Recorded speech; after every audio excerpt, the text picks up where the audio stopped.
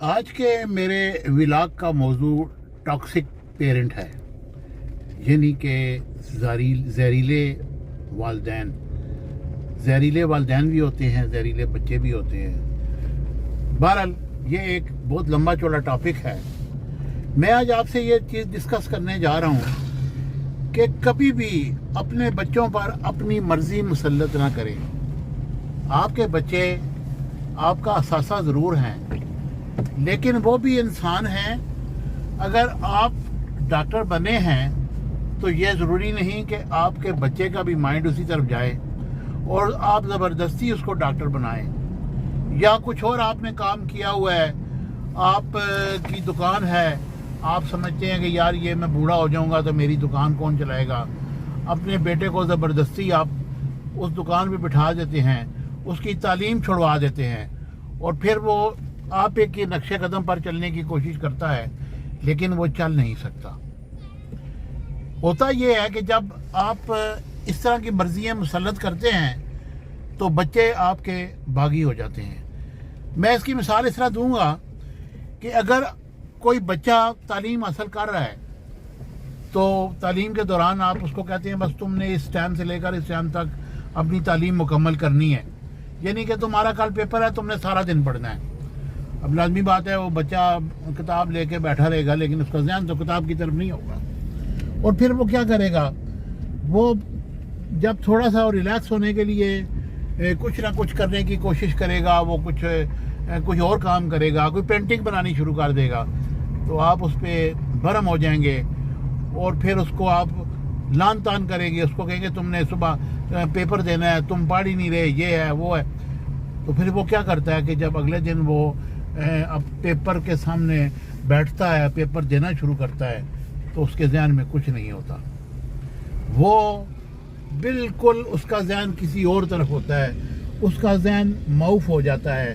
वो तालीम नहीं हासिल कर सकता जिस तरह की वो तालीम आप उसको देना चाहते हैं, या आप उसको ये बावर कराना चाहते हैं कि हम तुम्हारे हमदर्द हैं, हमने तुम पर इतना पैसा लगाया है, हम इतना पैसा लगा रहे हैं। माँ कहती है तेरा बाप सुबह से लेकर शाम तक काम करता है, तुझे तेरे लिए ये सारा कुछ करता है, तू पढ़ नहीं रहा, यानी कि लान तान करना एक मामूल बन जाता है। और फिर वो बच्चा बागी हो जाता है। जब बच्चा बागी होता है तो फिर वो ना आपका रहता है ना अपनी जगह रहता है। जो उसके ज़हन में कुछ तस्वुरात होते हैं वो उनको छोड़ देता है और फिर वो आपकी ख्वाहिशात के मुताबिक अपने आप को नहीं ढाल सकता।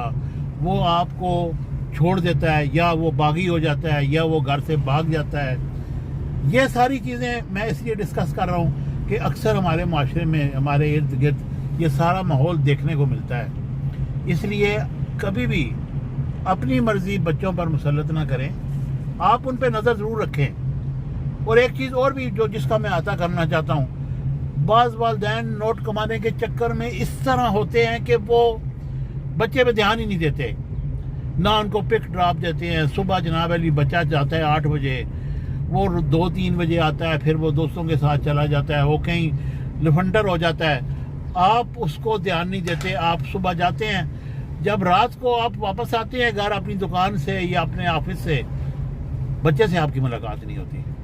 और ये भी बड़ा चीज़ मशहूर है कि ये वो मेरे अब्बू हैं जो हर जुम्मे को आते हैं। इसलिए बच्चों के लिए भी टाइम भी निकालें, उनका ध्यान भी रखें, एक मियाना रवि का माहौल पैदा करें, घर के अंदर एक अच्छी गुडविल तैयार करें। ना बच्चे को ज़्यादा दुबकाएं, ना बच्चे पे ज़्यादा सख्ती करें, ना बच्चे को ज़्यादा प्यार दें। मियाना रवि, और कहते हैं ना कि शेर की आंख से देखो तो फिर ज़िंदगी गुजरती है, दो सोने का नवाला और देखो शेर की आंख से।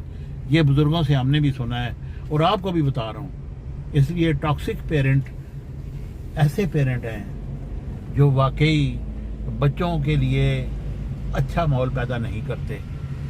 मैं यही कहूँगा कि बच्चों की ज़िंदगी अगर संवारनी है तो मियाना रवि इससे बड़ी कोई चीज़ नहीं। बच्चे आपके पढ़ेंगे, अगर नहीं पढ़ते तो फिर आप उस पर डिसीजन ले लें कि यार तुमने अगर नहीं पढ़ना تو اس کو کسی کام پہ لگا لیں، مبادا کہ وہ بچہ کسی برے کام میں لگ جائے، بری سوسائٹی میں چلا جائے، کوئی وہ کرنا شروع کر دے، نشہ کرنا شروع کر دے، تو اس سے وہ ماحول بننے سے پہلے یہ بہتر ہے کہ آپ بچے کے لیے کوئی ڈیسیژن لے لیں۔